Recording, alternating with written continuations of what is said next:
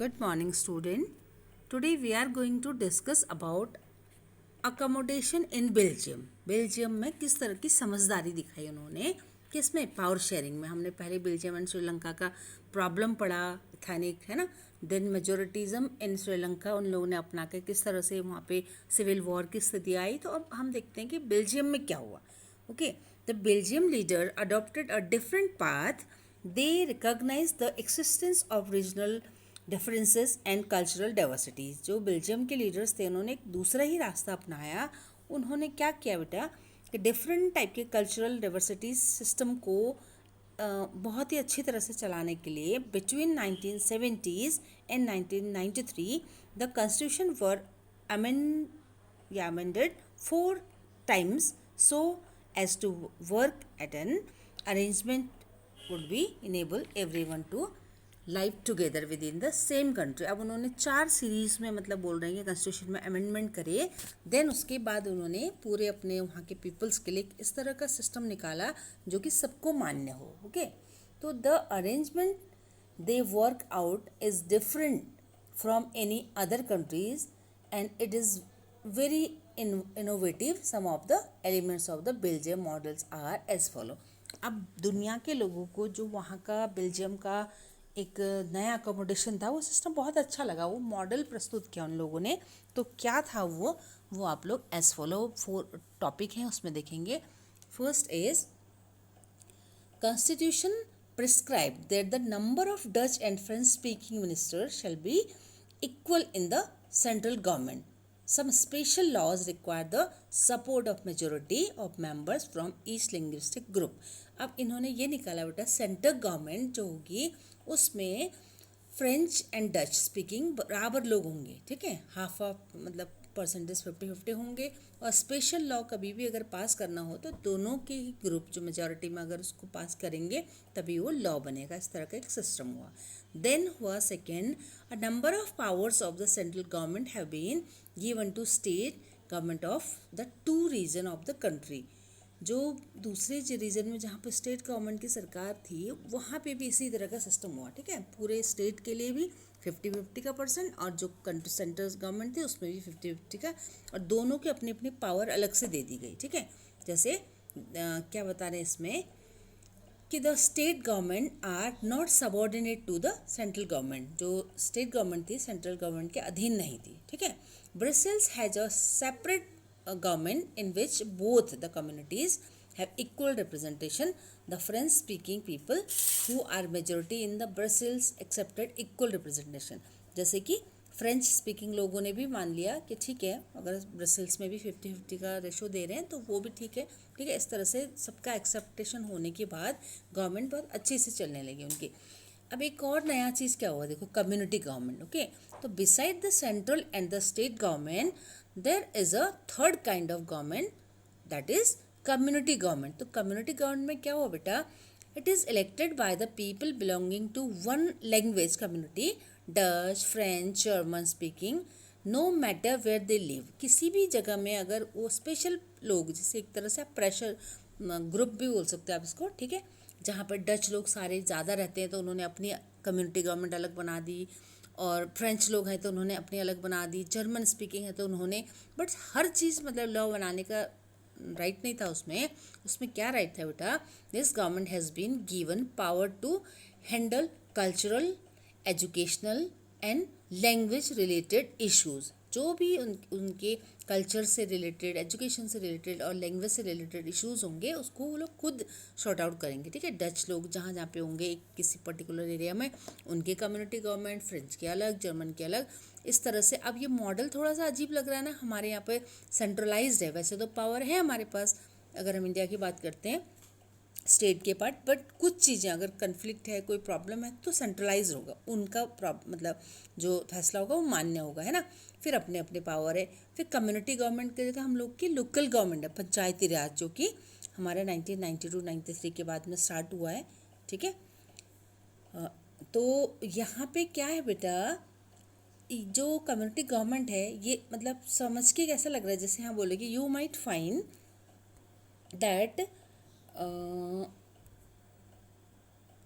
you might find the Belgium model were complicated, मतलब आपको ऐसा लग रहा होगा कि बेल्जियम मॉडल बहुत कॉम्प्लिकेटेड है, यहाँ पर अलग यहाँ पर अलग कितना क्या ratio, but it indeed a very complicated even people living in Belgium, मतलब उनके लिए भी उतना ही निश्चित ही कॉम्प्लिकेटेड था, बट अच्छा था।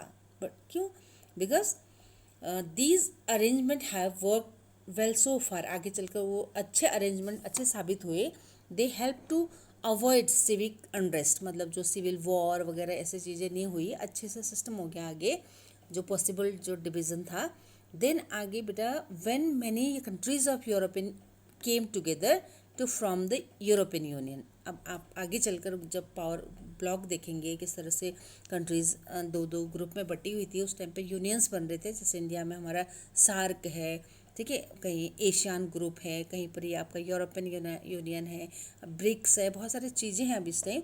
तो वो चीज़ें कि यूरोपियन यूनियन जब बना तो ब्रसेल इतना छोटा सा शहर है, आपको कंपोजिशन में मैंने हरियाणा से भी छोटा बताया था, तो वहाँ पर जो उसका ब्रसेल्स कैपिटल सिटी है वो हेडक्वार्टर बना, तो उनके लिए बहुत बड़ा अचीवमेंट था। देन आपको यहाँ पे कुछ चीज़ें दिखा रखी इन्होंने, है ना, कई बारी अगर वहाँ पे बता रहे कि कुछ भी जैसे ये है, कोई अगर उनको मतलब डिस्प्ले करना होता है तो अपने दोनों लैंग्वेजेस में वहाँ पे लिखी होती है चीज़ें, ठीक है। देन कार्टूनिस्ट जो सिस्टम है वो बोल रही हैं कि क्या बता रही है कि what kind of solution is this, I am glad our constitution does not say which minister will come from which country. शुक्र है वो बोल रही है, इंडिया के रिगार्डिंग में हम लोग देख रहे हैं कि हमारा कॉन्स्टिट्यूशन ऐसा नहीं बोलता कि ये मंत्री इस वाले कास्ट से या कम्युनिटी से होगा, ये कैसे डिवीज़न है, तो उनको समझ में नहीं आया। ओके, तो उसके बाद में आपका एक चीज़ है, जैसे यहाँ पे क्या दिखा रखा है, यूरोपियन यूनियन का पार्लियामेंट, ठीक है, यूरोपियन यूनियन की जो पार्लियामेंट है ये आपको दिखा रखी है।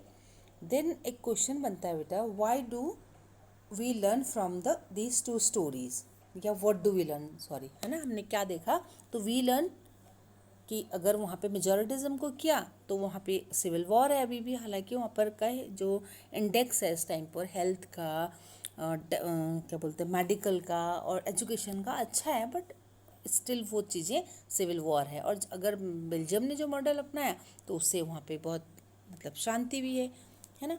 एक आप लोग यहाँ जर्मन का देख सकते हैं, ठीक है, वैसे तो हम लोग को खाली दोनों जगह का पर छोटा सा जर्मन का एक है कि why power sharing is desirable. तो इसमें जर्मन का दिखा रखा है कि जैसे कोalition गवर्नमेंट बनी यहाँ पर क्रिश्चियन डेमोक्रेटिक यूनियन की एंड सोशल डेमोक्रेटिक यूनियन की, तो कोalition गवर्नमेंट के बारे में भी आप देखेंगे, जब कोई भी एक पार्टी मेजॉरिटी में नहीं आती है तो दो या दो से ज़्यादा पार्टियाँ मिलकर गवर्नमेंट बनाती, कोalition गवर्नमेंट है। तो अब ऐसे में क्या होगा, इधर के नेता इधर चलाना चाहेंगे लेफ्ट वो राइट, तो वो थोड़ा सा प्रॉब्लम वाली चीज़ें हो जाएंगी, है ना। फिर एक आपका बेटा इसमें प्रूडेंशियल टॉपिक आता है, ठीक है, let us call the first set of reason prudential and the second moral. while prudential reason stress the power sharing will bring our better outcomes, moral reasons confesses the very act of power sharing as valuable। तो यहाँ पे जो prudential है वो क्या है वो बता रहे हैं कि प्रूडेंशियल क्या है, एक बहुत युक्तिपरक मतलब है, दोनों सोच समझ के लॉस और प्रॉफिट को मतलब हिसाब वगैरह करके तब बनाया हुआ सिस्टम है। तो किसने किया था एक बार, ये बेल्जियम ने, ठीक है। अब एक खलील की प्रॉब्लम भी है बेटा इसमें, ठीक है, खलील्स डायलेमा। तो खलील जो होता है वो होता है आपका उसके mother father Orthodox Christian father होते हैं और सुन्नी जो मुस्लिम थे उनके मदर होती है, ठीक है। तो वो ये कहाँ का है सिस्टम, लेबनान का है, ठीक है। तो बेरूत लेबनान, तो वहाँ पर थोड़ा सा जब इन लोगों में आपस में कन्फ्लिक्ट आया सिविल वॉर, तो वहाँ के लीडर्स ने क्या डिसाइड किया कि प्रेसिडेंट तो बनेगा उनका किससे, मेरोनाइट्स कैथोलिक क्रिश्चियन से, और प्राइम मिनिस्टर बनेंगे उनके सुन्नी मुस्लिम से। देन जो डिप्टी प्राइम मिनिस्टर होंगे उनके लिए ऑर्थोडॉक्स क्रिश्चियन। अब उस बच्चे की अगर वो महत्वाकांक्षा है कि वो प्रेसिडेंट बने, तो वहाँ से वो आउट हो गया रेस से। क्यों? क्योंकि उन्होंने कास्ट ऐसे बांट दिया ना कि इससे ये बनेगा इससे ये। तो अब वो क्या बोल रहा है, Khaleej does not like this system on bit, मतलब खलीज की डायलेमा मतलब जो उसका उलझन है वो ये है कि उसको ये चीज़ अच्छा नहीं लग रही। वो बोल रहा है कि he is a popular man having his own political ambition but under the present system, the top position is out of his reach. जो सबसे फर्स्ट पोजीशन है उसमें तो आ ही नहीं पाया क्योंकि उस कास्ट से बिलोंग नहीं कर रहा, तो बन नहीं पाएगा. जबकि he does not practice either his father और हिज मदर, ना उसके मदर फादर का कोई चीज़ को भी नहीं अपना रहा हो कि मैं सुन्नी मुस्लिम हूँ या ऑर्थोडॉक्स ये क्रिश्चियन हूँ, बट उसको क्या लग रहा है कि अदर कंट्रियों की तरह यहाँ पर भी क्या होना चाहिए कि मतलब प्रैक्टिस क्या होनी चाहिए, डेमोक्रेसी में वोटिंग का राइट होना चाहिए कि जो कैपेबल होगा वो बन सके, बट वो ऐसी चीज़ें है नहीं, है ना. तो यहाँ पे कैन यू हेल्प, मतलब आपके क्या वो होंगे. वैसे तो विक्रम बेताल की स्टोरी से बता रखा है बेटा, है ना. अभी तो आप लोग विक्रम बेताल भी नहीं देखते हैं, तो यहाँ पर वो फिर से बेताल विक्रम से क्वेश्चन पूछ रहा है कि बताओ अब क्या होगा. ठीक है, तो फिर या आपसे पूछ रहे हैं कि किस तरह का आपका आंसर होगा.